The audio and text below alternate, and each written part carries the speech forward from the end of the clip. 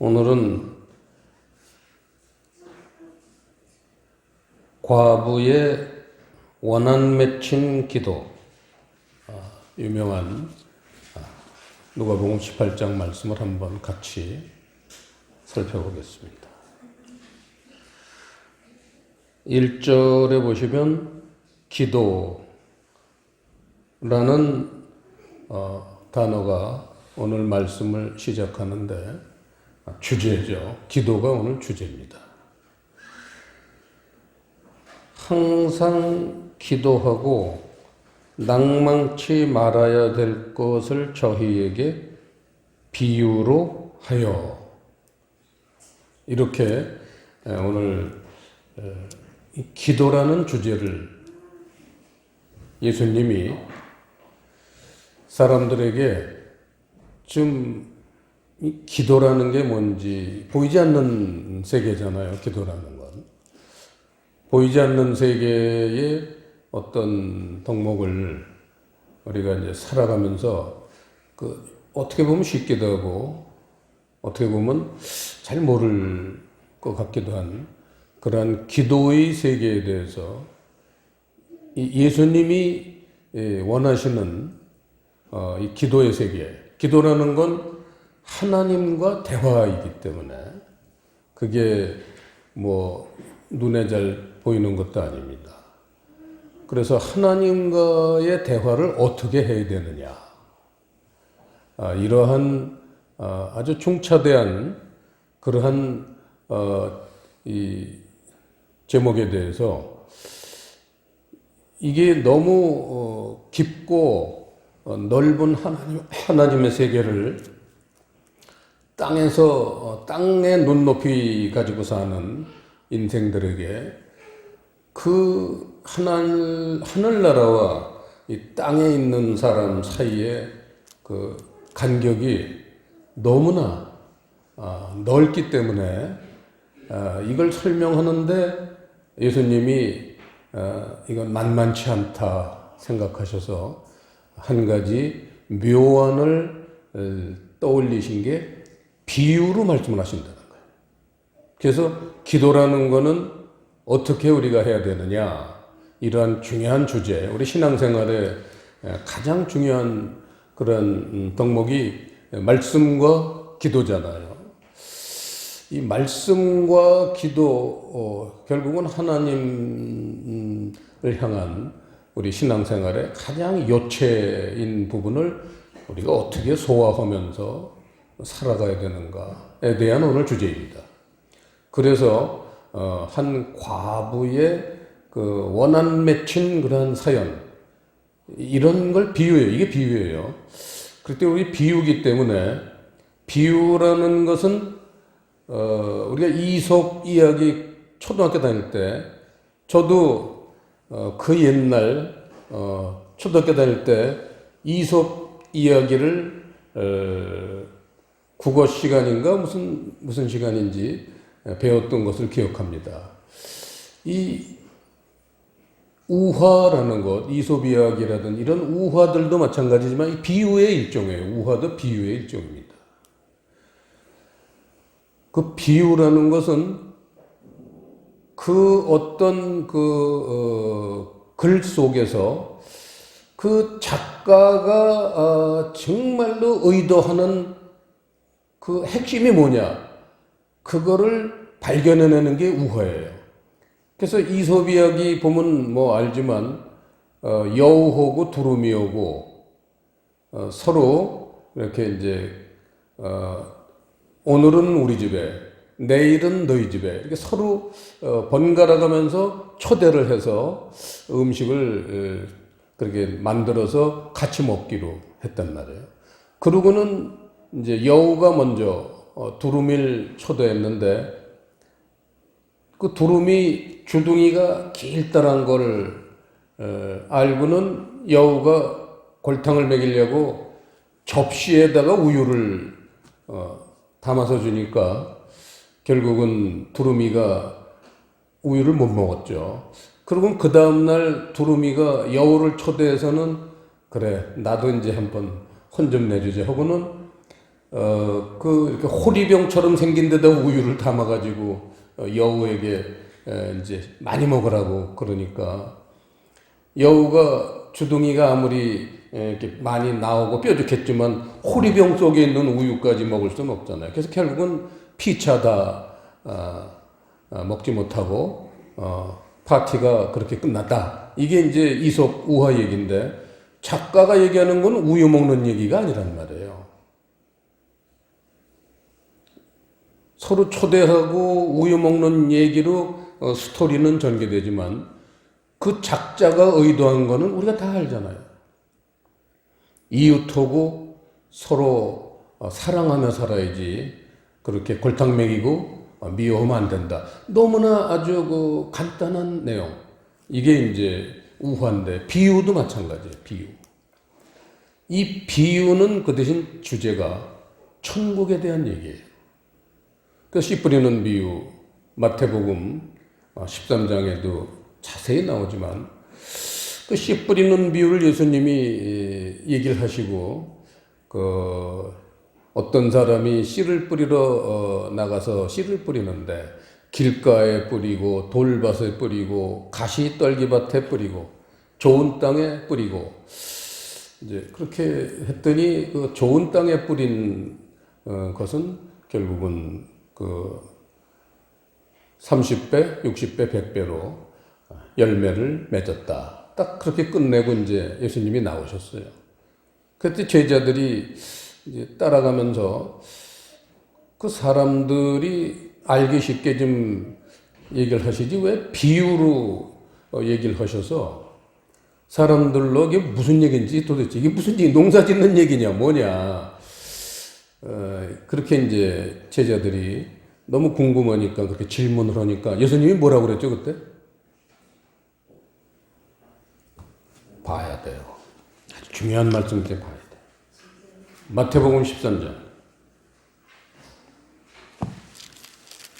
그때 하신 말씀이 뭡니까?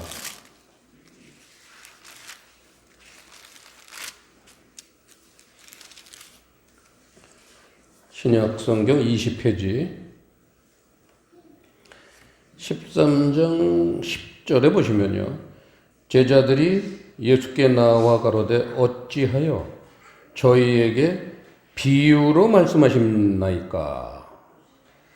11절에 대답하여 가라사대 천국의 비밀을 아는 것이 너희에게는 허락되었으나 저희에게는 아니 되었나니 무릇 있는 자는 받아 넉넉하게 되되 무릇 있는 자라는 건 그 천국 비밀을 아는 사람 얘기예요.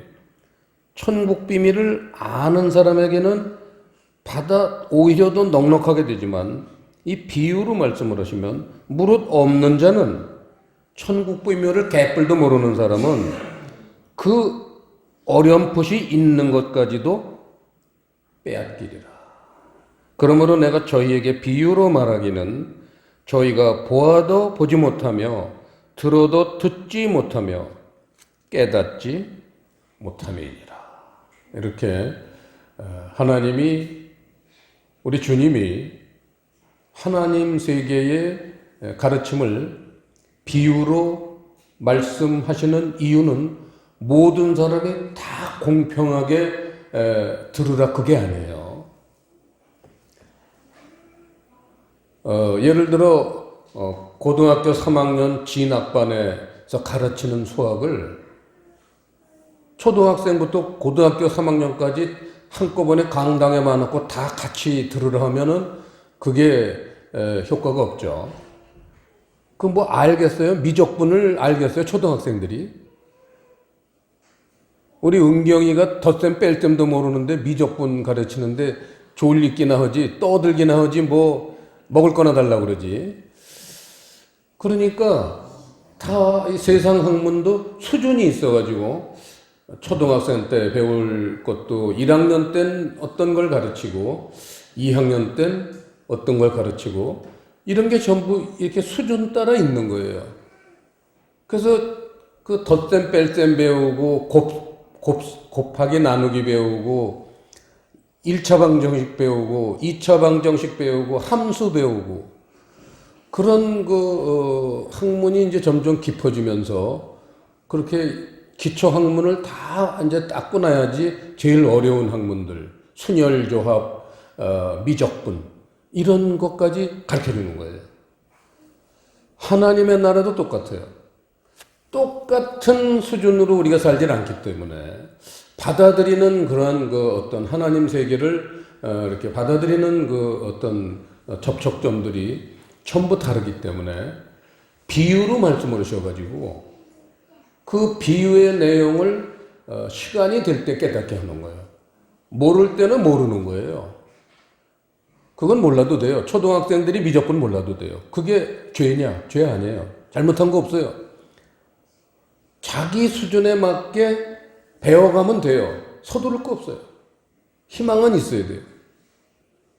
마찬가지로 하나님 세계도 교회를 처음 다니면 어떤 가르침을 이제 교회에서 설교나 성경 공부를 통해서 가르칩니다. 그럼 이제 조금 이제 이렇게 진도가 나가는 것 같으면 성경 공부반, 그거 마치면 이제 성경 대학반, 그거 마치면 무슨 제자반 그런 게 있잖아요. 제자반 나오고도 더 배우고 싶은 사람 신학교 가라 이제 그러기도 하고 그렇잖아요. 그 사람들이 수준이 있어요. 근데 교회를 10년, 20년 다녔는데도 아직도 성경 공부반에 있다. 그거는 좀 생각해 봐야 돼요. 열심히 안 했거나, 뭔가 지금 거기 있으면 안 되잖아요. 나이가 17살, 18살 졸업반이 돼가지고 초등학교 3학년 교실에 가서 무슨 곱하기 나누기 그거 100점 받았다고, 야, 좋다. 그건 생각해 봐야 된다. 내가 지금 교회 다닌 지 얼마나 되나? 신앙생활을 한 지 얼마나 되나? 이런 거에 따라서 내가 지금 이 정도는 하나님 세계를 받아들이고 있어야 되는데 과연 그런가? 그런 것에 대한 주제가 바로 오늘 기도라는 겁니다. 그래서 이 기도는 비유로 말씀을 하셨어요. 자, 그래서 이제 비유로 말씀을 하셨는데 2절에 보시면 한 재판관이 나옵니다. 재판관. 기도를 하는데 가장 먼저 우리가 이렇게 생각해 봐야 될 부분이 재판관이라는 부분이라는 겁니다. 칠판에 보시면 맨 위에 저게 좀 많이 흐려졌네. 이제 하나 새로 사야겠네. 크리테스라는 헬라어입니다. 크리테스. 이 크리테스를 여기서 재판관이라고 이제 우리 선조들이 번역을 해 놓으셨는데 이 크리테스의 성경 사전을 보면 네 가지로 뜻이 나와 있습니다. 적으세요. 어디 빈칸에다가. 크리테스 네 가지. 첫째, 심판. 둘째, 재판장. 셋째, 사사. 넷째, 재판관. 오늘 이걸로 번역이 되어 있는 거죠. 네 번째. 그래서 이 네 가지로 번역이 되어 있지만 다 공통점이 있어요. 한번 잘 보세요. 심판 뭘로 하죠? 재판장은 뭘로 재판을 하죠? 사사 뭘로 다스리죠? 나라를? 재판관, 마찬가지 재판장이나 재판관 마찬가지죠. 다 말씀을 가지고 자기의 임무를 수행하는 사람, 이런 사람을 재판관, 크리테스라고 합니다. 그리고는 3절에 보시면 오늘의 주인공 과부가 등장합니다. 과부가 뭐라고 그랬죠? 과부가 뭐예요? 비유란 말이에요, 지금. 어? 좀 크게. 남편이 없는 자. 예. 그건 이제 국어사전에 있는 거고, 성경에서는 비유기 때문에 예수님은 어떤 의도를 가지고 과부를 주인공으로 등장시키느냐. 과부는 우리 그리스도인이 과부예요. 우리 그리스도인을 과부라고 표현하는 거예요. 왜냐? 애타게 신랑을 기다리는 그러한 존재. 우리 그리스도인은 예수님을 참 신랑으로 맞이하기 위해서 평생을 예쁘게 단장하는 겁니다. 깨끗하고 예쁘게 단장을 해서 그 신랑으로 오시는 예수님을 맞이하는 그러한 사람들이 우리 그리스도인들이에요. 그거를 성경에서는 과부 이렇게 표현을 합니다. 물론 뭐 과부라고만 표현하는 건 아니죠. 딸, 또 처녀, 그런 여자들을 주로 이렇게 등장시키는 그게 이제 신랑을 이렇게 기다려야 되는 그러한 존재이기 때문에 여성으로 교회를 표현을 합니다. 사라도 갈라디아서 3장에 보시면 사라는 하늘에서 내려오는 위에서 내려오는 교회다 그랬잖아요. 여자는 교회예요. 자, 그래서 이제 그 과부가 등장을 했는데 원한이 있어요. 3장에 보면 원한이 있는데 무슨 원한이냐면 원수에 대한 나의 원한을 풀어주소서 이렇게 원수에 대한 원한이 있는 그리스도인들이 원수가 있다는 거예요. 이걸 지금 이제 풀어가는 거예요. 이거를 풀어야지만 진짜 기도가 나온다는 거예요. 하나님한테. 이 원수가 뭐냐? 과거의 그 한 맺힌 원한이 뭐냐? 자, 그리고 6절에 보시면 아까 그 재판관을 뭐라고 표현을 했냐면 불의한 재판관 이렇게 표현을 했어요. 그럼 아까 우리가 봤지만 그 재판관을 그 크리테스 4가지 번역을 한 게 다 공통점이 말씀으로 사역을 하는 그러한 사람들이란 말이에요. 결국은 말씀이에요. 불의한 재판관이라는 거는 불의한 말씀이에요. 이게 이제 오늘 핵심으로 들어가기 시작하는 입구입니다. 이 불의한 말씀 앞에 있는 그리스도인이 가슴이 매 터지는 거예요. 왜냐하면 불의한 말씀이기 때문에. 내가 참 말씀, 의로운 말씀을 알고 싶은데 하나님 나라에 불의한 말씀이 늘 내게 오니까 결국은 그 원한이 사무치고 있는 거예요. 그럼 불의한 말씀이 뭐냐? 그 불의한 재판관이라는 데다가 이제 밑줄을 치고 거기다가 이제 주석을 단다면 고린도전서 15장 55절에서 56절 그리고 그걸 적고는 찾아보는 겁니다. 신약 성경 284페이지. 이 불의한 말씀이라는 게 뭐냐? 아니, 하나님 말씀도 불의한 게 있느냐? 얼핏 생각하면 있을 수 없는 일 같아요. 불의한 말씀이 뭐냐? 불의한 재판관. 올바르지 않은 말씀을 갖고 있는 재판관. 그럼 그 재판관은 올바르지 않은 말씀으로 재판을 하는 거예요. 판결을 하는 거예요.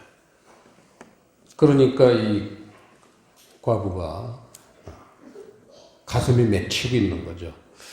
284페이지 고린도전서 15장 55절 56절을 다 같이 읽겠습니다. 시작. 사망아 너의 이기는 것이 어디 있느냐? 사망아 너의 쏘는 것이 어디 있느냐? 사망에 쏘는 것은 죄요 죄의 권능은 율법이라. 이렇게 해서 율법 말씀은 하나님 말씀인데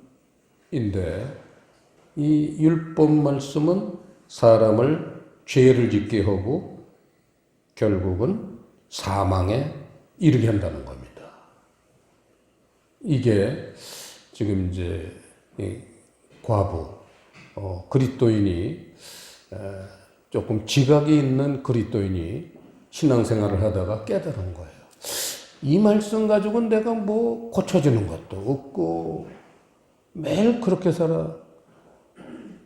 내 마음이 좀 뭔가 정결해지거나 이렇게 좀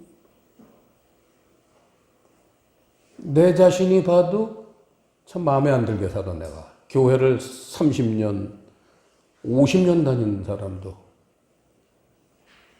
그 고척교회 제가 존경하는 김재건 목사님이 늘 설교하실 때 권사님 곧 따위 성질로 천국 가시겠습니까? 이야, 그 말씀을 하시는데요. 아주 목소리는 부드러워요, 그 김재건 목사님. 근데 그 앉아서 듣는 사람에게는요, 비수처럼 꽂히더라고요. 저도 그 가끔가다 이제 새벽 예배는 거기에서 물론 드렸고 늘 집 앞이니까 수요 예배도 저희 본교회는 머니까 수요 예배를 거기 가서 가끔가다 드렸어요. 곧 따위 성질로 천국 가겠습니까? 딱 그러는데요. 이 정말 송곳으로 내 심장을 찌르는 것 같아가지고요. 견딜 수가 없어요. 바로 그거예요. 그러니까 이 그리스도인이 그런 말씀이 아니란 말이에요. 지금 교회를 다니면서 지금 몇 년째 교회를 다니면서 설교도 듣고 뭐 성경 공부도 배우고 또 집에서 자기가 이렇게 뭐 성경을 뭐 이렇게 묵상도 하고 그러는데 읽어봐야 도무지 살인하지 말라. 그거 가지고 뭔데 심경의 변화가 옵니까? 간음하지 말라. 그거 갖고 내가 뭐 영적인 세계가 접촉이 안 되잖아요. 도적질하지 말라. 하나님 말씀을 아무리 읽어봐도 하나님 세계의 어떤 영적인 타치가 안 된단 말이에요. 안 되니까 그게 그 사람을 그대로 죄에 머물게 하고 결국은 사망에 이르게 한다. 그게 지금 율법, 문자적인 말씀을 얘기하는 거예요. 어제 저 인천에 아주 신령하게 사역을 하시는 강 목사님 토요일 날 어제군요. 네, 어제 저희 교회에 놀러 오셔서 차를 마시면서 대화를 좀 했습니다. 그분도 깨어 있으셔가지고 이 우리나라 교회들이 그렇게 문자적인 말씀에 사로잡혀서 있으니 그게 무슨 하나님 세계를 볼 수 있겠느냐. 그 말씀을 하시더라고요. 난 목사님 입에서 그런 말씀 나오는 목사님을 그렇게 흔하게 보지 못했기 때문에 아주 그분이 귀하더라고요. 아주 또 저희 교회를 위해서 기도도 많이 해주신다니까 고맙기도 했지만 뭔가 통하더라고요. 그래서 이런 목사님을 하나님이 만나게 해주신 게 감사하고 연합해가지고 뭐 무슨 좋은 일도 할 것 같아 앞으로. 자, 우리가 이제 고린도서를 봤습니다. 그러니까 이 과부의 원한은 결국은 뭐예요? 불의한 말씀에서 벗어나게 해달라. 이거예요 지금. 7절에서도 본문 7절에 보시면요. 하물며 하나님께서 그 밤낮 부르짖는 택하신 자들의 원한을 풀어주지 아니하시겠느냐. 택하신 자들이다. 청함받은 자는 많으나 택함을 받은 자는 적어요. 그 택함을 받은 자는 원한을 풀어달라고 간절하게 하나님 앞에 나온다는 거예요. 그러면 8절에 보시면 내가 너희에게 이르노니 속히 그 원한을 풀어주시리라. 그래서 이 택하신 자들의 그 원한 맺힌 기도를 듣고 계신 하나님께서는 내가 오래 그렇게 널 놔두겠느냐. 이제는 너에게 그 불의한 말씀, 그거를 치워버리고 뭔가 이제 진짜를 주시겠죠. 지금 그런 내용이에요. 이제 뭐 오늘 스토리는 다 본 거예요. 8절까지 다 봤어요. 그 이제 그것만 가지고는 좀 불의한 재판관이 있었으면 그러면 불의하지 않은 재판관, 바른 재판관, 의로운 재판관의 말씀이 뭐냐? 이걸 우리가 또 말씀엔 짝이 있다고 그랬으니까 불의한 게 있으면 의로운 것도 있어야 될 거 아니에요. 그걸 얼른 연상해야 돼요. 여기서 우리가 한 가지만 오늘 많이 볼 필요도 없어요. 출애굽기 28장, 구약 125페이지, 출애굽기 28장 30절. 성경 공부들 성경 학교 때 많이 배웠던 거예요. 많이 아는, 이게 다 아는 내용이에요. 그냥 넘어갔죠. 왜냐면 이걸 가르칠 사람이 지구상에 없어요. 넘어갔어요. 자, 30절 시작. 너는 우림과 둠밈을 판결 흉패 안에 넣어 아론으로 여호와 앞에 들어갈 때에 그 가슴 위에 있게 하라. 아론이 여호와 앞에서 이스라엘 자손의 판결을 항상 그 가슴 위에 둘지니라. 오늘 주제하고 같죠. 재판관 얘기입니다. 재판관도 말씀으로 판결을 하는 거예요. 지금 이 출애굽기 28장은 제사장에 대한 얘기입니다. 제사장도 말씀을 가진 자예요. 이스라엘의 왕도 말씀을 가진 자예요. 그래서 예수님은 제사장으로도 오시고 왕으로도 오신다고 그래요. 그게 다 말씀을 가진 자이기 때문에 그래요. 변함이 없는 말씀. 근데 왕과 제사장, 그리스도인들도 올바른 그리스도인들은 베드로서에서 왕과 제사장이 되어야 되는 거예요. 너희는 택하신 족속이요 왕과 제사장이라고 그랬잖아요. 베드로가 그리스도인들을. 그게 뭐예요? 똑같은 거예요. 왕이나 제사장 다 말씀을 갖고 있어야 되는데 어떤 말씀? 두림과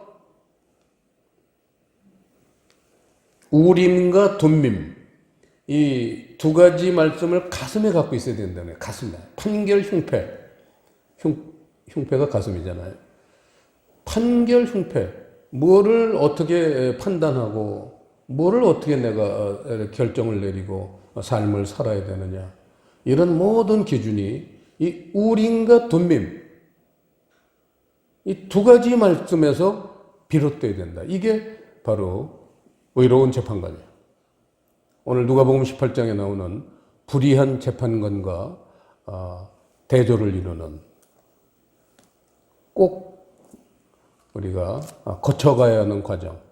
의로운 재판관이 되려면 우림과 둠밈 이 두 가지를 갖고 있어야 되는데 이 우림하고 둠밈 두 번째 게 우림이고 세 번째 게 둠밈입니다. 우림, 툼밈. 이제 그 히브리어인데 이건 그 우림하고 둠밈을 그 관주해 보세요. 성경은 관주가 있는 성경이 좋다고 그랬어요. 여기 관주해 보시면요. 우림을 1번하고 밑에 관주 보시면 빛 그렇게 있습니다. 그 다음에 둠밈이라는 단어는 2번하고 완전함 이렇게 그 관주를 달았어요. 이게 이제 기초적인 거고 이제는 이게 비유기 때문에 빛은 뭐냐, 완전함은 뭐냐 이거를 알아야지만 먼저 우림이라는 단어는 빛이라고 관주가 달려 있지만 빛이 뭐죠? 빛이 뭐예요? 사랑해요. 사랑해요. 빛이라는 거는 반드시 열을 동반합니다. 겨울에 옛날 그 6.25 끝나고 가난하던 시절에 사람들은 전부 처마 밑에 이렇게 겨울에 서 있어요. 그러면 햇빛이 비치면요 좀 따뜻해져요. 집에 들어가면 얼음덩이처럼 차거든요. 걸레를 빨아놓은 게요 이게 저 장작처럼 이게 얼어 있어요. 온묵의 요강이요. 그게 얼어 있어요. 썰매를 타도 돼요. 근데 밖에 나와서 초마 밑에 이렇게 서서 햇빛 쬐면은 따뜻해요. 그 뭐 6.25 전쟁 끝나고 그때 뭐 난로가 있습니까? 무슨 연탄이 있습니까? 나무 여기저기서 주워온 거는 밥해 먹을 때 써야지 그걸 뭐 뜨뜻하게 하려고 뗄 수는 없어요. 나무가 흔한 것도 아니기 때문에. 그렇게 가난한 시절에 햇빛을 쬐면요. 햇빛은 열을 동반해요. 햇빛이 비치는 것쯤에 열이 와요. 그게 따뜻하잖아요. 그 열이 바로 사랑을 나타냅니다. 그래서 빛이라는 거는 하나님의 사랑의 세계, 우림이라는 거는 하나님의 사랑의 말씀, 그 다음에 둠밈이라는 거는 그 완전함이라는 단어에서 왔어요. 그래서 파생된 단어예요, 이 둠밈은. 톰이라는 단어가 있는데 그 톰이 완전하다라는 그 돔이라는 단어는 완전하다, 완전함인데 거기서 파생돼서 둠밈 다른 단어가 됐어요. 뜻이 달라져요. 그래서 이제 완전함에서 어떠한 뜻이 됐냐면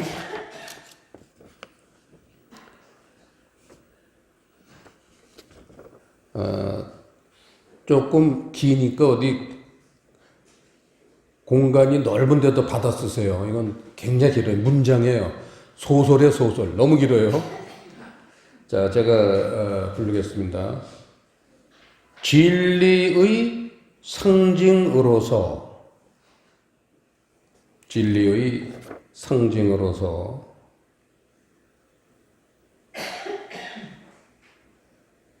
흉배에 있는 진리 상징으로서 대제사장의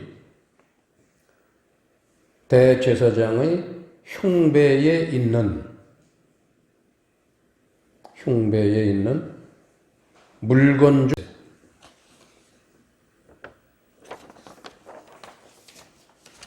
결국은 진리입니다. 진리의 말씀. 그래서 올바른 재판관, 올바른 말씀이라는 것은 사랑의 말씀, 진리의 말씀. 이 두 가지가 있어야 되는 거예요.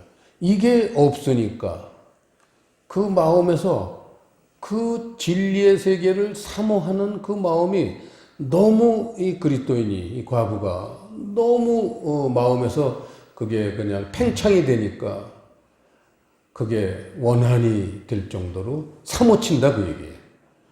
진리를 사모하는 그러한 마음을 가진 사람.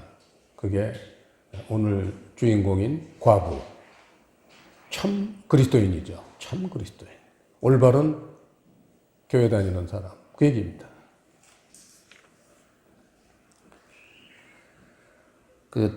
그래서 이제 진리라는 단어가 드디어 이제 등장했습니다. 진리가 뭐냐 이렇게 질문한다면 성경 말씀 속에 담겨 있는 내적 의미. 그러면 그게 어디 있느냐? 저쪽에 따로 성경책이 있느냐? 그게 아니죠. 성경 말씀 속에 들어있단 말이에요.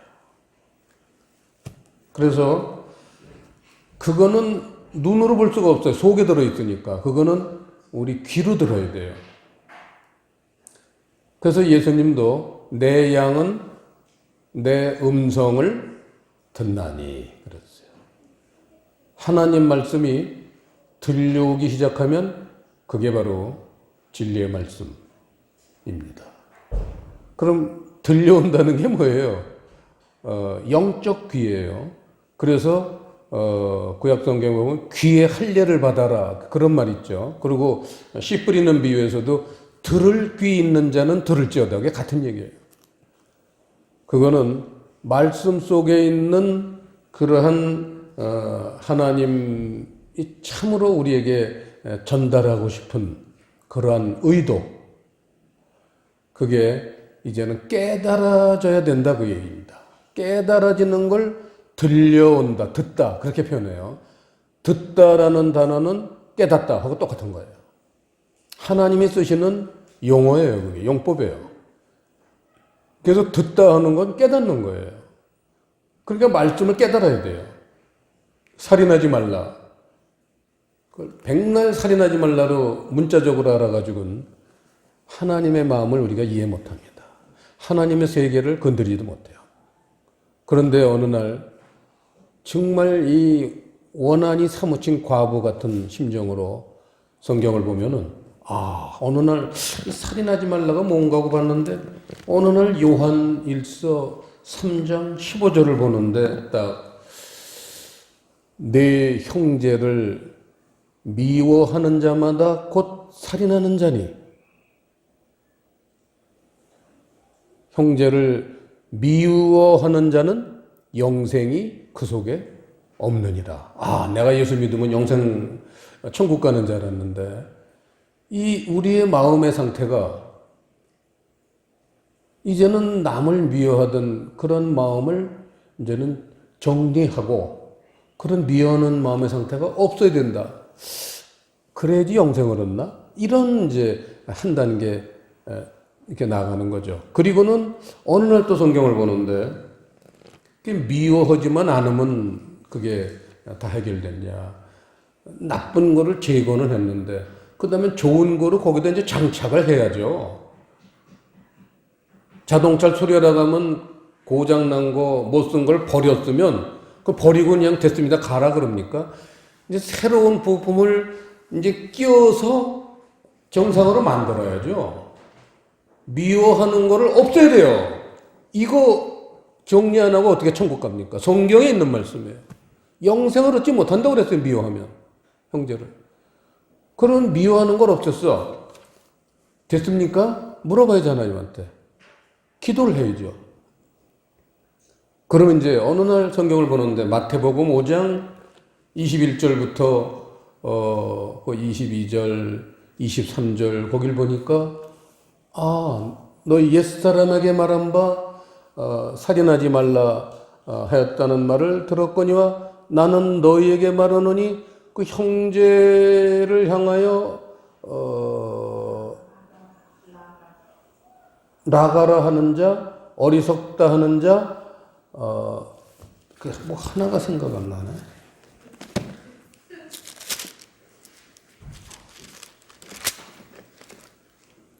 노하는 자. 노하는 자. 이유 없이 노하는, 이유 없이라는 단어 또 빠졌어요, 거기. 이유 없이 노하는 자마다 심판을 받게 되고 지옥불에 들어가리라. 이제 그 말씀이 딱 어느 날 이제 눈에 띄니까, 이거구나. 형제를 사랑하라는 말이구나. 그 형제라는 단어가 아델포스라고 해서 하나님 사랑의 마음이에요.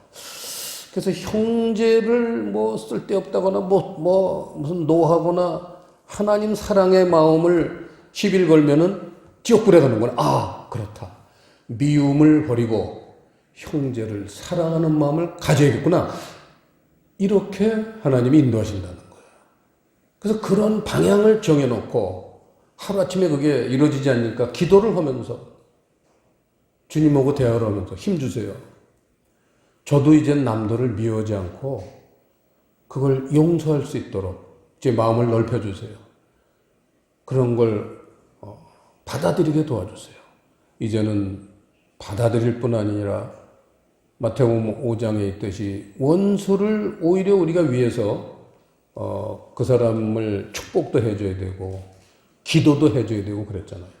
수박 한 덩어리라도 사가지고 가서 나를 미워하는 인간에게, 내 돈 떼어먹은 인간에게, 나를 우습게 보는 인간, 나를 멸시하고 아주 참 사랑같지도 않게 여기는 그 사람을 이제는 내가 내 마음을 넓혀가지고 그 사람을 내가 불쌍히 여기고 긍휼히 여기고 정말 그 사람이 왜 그렇게 살까? 그걸 그 사람을 마음으로 끌어안고 그 사람을 기도하면서 그래 이제 내가 저 사람에게 다가가자. 저 사람은 나를 그렇게 될지 몰라도 내가 저 사람에게 이제 다가가자. 해서 내가 그 미움을 없애고 사랑으로 살라고 했던 그러한 주님의 가르침을 이제는 본받아서 그 나를 미워했던 그 사람을 향해 가서 수박 한 덩어리라도 주고 오고 가깝게 지냅시다. 무슨 명절 때 되면은 빈대떡이라도 하나 붙여서 한 접시 갖다 주고 이렇게 살면은 그 사람도 인간이기 때문에 자기에게 잘해주는 사람에게 괜히 미워할 필요가 없어요. 아, 내가 저 사람은 미워할 사람이 아닌데 뭘 내가 잘못했구나 이래가지고 그 사람도 이제 빈대떡 한 2장 갖다 주면 빈 접시로 주지 않고 거기다 뭘 이렇게 무기라도 쏜 걸 이제 얹어서 또 이제 이거 뭐 맛은 없지만 잡숴보세요. 이래서 서로 왕래하다가 이제 좋은 사이로 발전하고 그래서 이제 결국은 주님 안에서 만나게 되는 그런 사이로 하나님이 발전시켜 주신다는 겁니다. 이게 오늘 과부 기도의 핵심이고 마지막으로 그런데 이제 본문 오늘 8절에 보시면요. 내가 너희에게 이르노니 속히 그 원한을 풀어 주시리라. 그러나 인자가 올 때에 세상에서 믿음을 보겠느냐 하시니라. 이제 이게 결론입니다. 믿음을 보겠느냐 이거예요. 믿음을 무슨 믿음? 믿음이라는 단어 우리 교회 다니면 제일 먼저 배우고 가장 많이 배우고 가장 많이 알 것 같은 단어. 그 맨 밑에 보시면 피스티스라는 단어가 헬라어로 믿음이라고 우리는 이제 받아들이고 있어요. 믿음. 피스티스.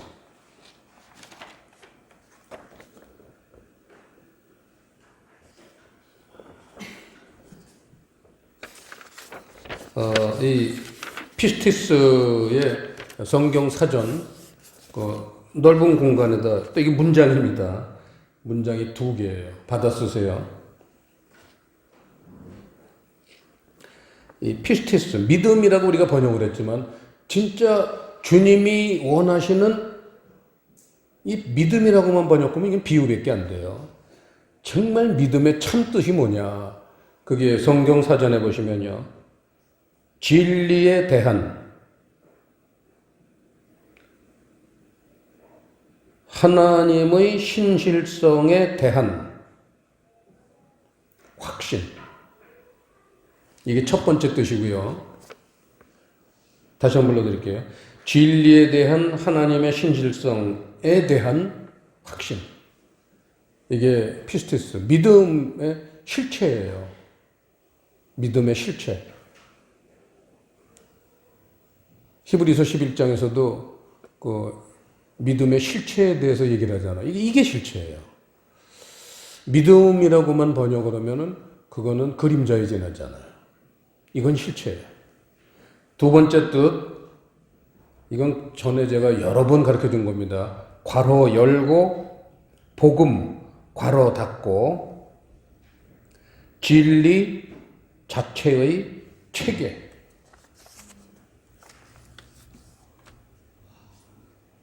믿음이라는 것은 하나님 세계를 이루고 있는 뼈대가 진리예요.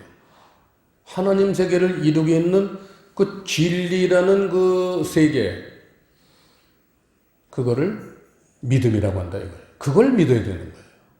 우리는 성경을 보는 이유가 말씀을 통해서 하나님 나라의 그런 뼈대를 이루는 어떤 게 있다는 거예요. 말씀 속에. 그게 아까도 말했지만 예를 들어 살인하지 말라. 그럼 그게 단순하게 살인하지 말라는 게 아니라 미움을 버리고 하나님의 사랑을 배워라. 이와 마찬가지로 진리라는 것은 하나님 세계의 그런 어떤 얽히설키 얽혀있는 그런 엄청난 그 체계. 사람도 왜 200몇 개 뼈로 이렇게 구조돼 이렇게 만들어져 있잖아요. 200 무슨 13개인가 몇 개 뼈로 뭐 이쪽 뼈가 저거 됐다고 저쪽 애 갖다 붙이면 안 되잖아요. 그 뼈는 거기다 붙여야 되고 만약에 뼈가 막 이렇게 다쳐가지고 뼈가 이렇게 뒹굴어졌다. 옛날 리빙스턴이 아프리카에서 사자한테 공격받았을 때 얼마나 사자 떼가 이걸 물어뜯었는지요. 뼈가 다 분해가 됐었대요. 근데 내장은 안 상해가지고 결국은 의사들이 그걸 맞춰가지고 살렸잖아요. 그래서 평생 전도를 하고 아프리카의 그 추장 그 토인들에게 전도를 하고 별로 결실이 없었는데 그 사자에게 공격을 받아서 뼈가 거의 분해되다시피 했던 그런 사람을 살렸어요, 하나님이. 그러곤 1년을 더 아프리카에 사역을 했는데 그때 놀라운 결실이 온 거예요. 그 믿지 않던 추장이 그 사자한테 그게 완전히 갈갈이 이게 찢어졌는데 사람이 살아났어요. 와서 무릎을 꿇고 제가 믿겠습니다. 추장이 믿겠습니다. 그러니까 그 부족들이 다 또 친구 추장이 다 그래서 아프리카가 복음화 된 거예요.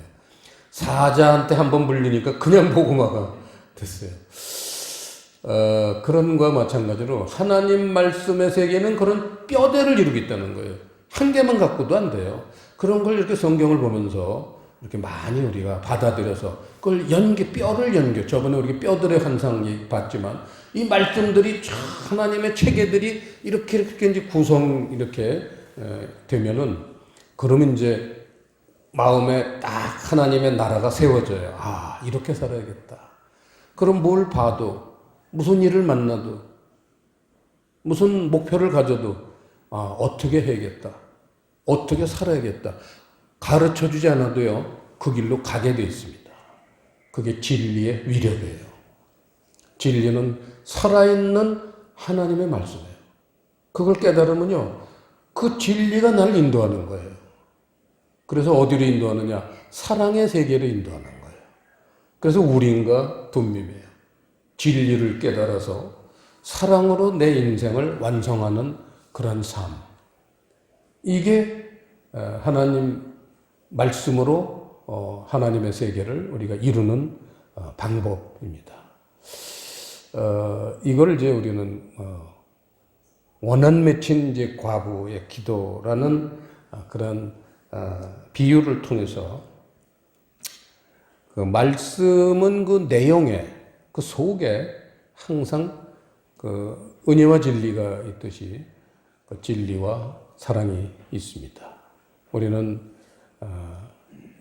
이 부분을 위해서 늘 우리는 기도를 하면서 성취를 해 나가야 되겠습니다. 기도하시겠습니다. 아버지 하나님, 오늘 누가복음 18장에 과부의 기도를 통해서 우리가 어떠한 모습으로 말씀을 보고 기도를 하며 하나님과 만나는지 자세한 길을 열어주셨으니 저희가 둔하더라도 늘 힘을 주시고 지혜를 주셔서 잘 완성해 나갈 수 있도록 인도해 주시옵소서. 감사를 드리오며 예수님 이름으로 기도드리옵나이다. 아멘.